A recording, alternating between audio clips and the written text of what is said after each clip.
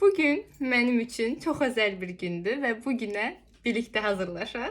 Önce saçımı toplayacağım, sonra ise make-up ve giyim. Saçımı yandan ayırıp böyle geçirdim. Sımsıkı bir topuz olsun.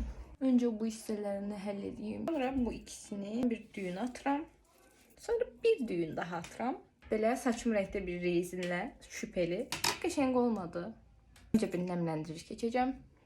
Bu lekelere bir concealer. Yüzüme ince bir kat geçeceğim. Sponcumu fixleyirəm. Başlarımı sabitlemeyi unutmuşam. İnan seni ama kaybettim. Süngül bir konturdu. Şöyle. Bununla gözümü süngül bir çölge seçeceğim. Ama ben gələni belə vururam. Sonra belə vuramla keçirəm. Olur liner. Sonra üstünde oluram. Üstündən keçirəm linerlə.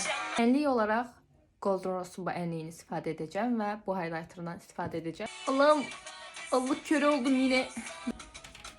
Yüzümün parıltısı. Göz altlarımı da sabitleyeyim. Son olarak bir dodak kalemi keçirəm. Golden Rose'un bu lip balmından keçeceğim. Üstünden biraz toz enlik keçeceğim. Makyajım belə oldu. Part 2'de giyimimi paylaşacağım. Mən qaçım geyinim, gəldi gələcəklə. Məni izlədiyiniz için teşekkürler, öptüm.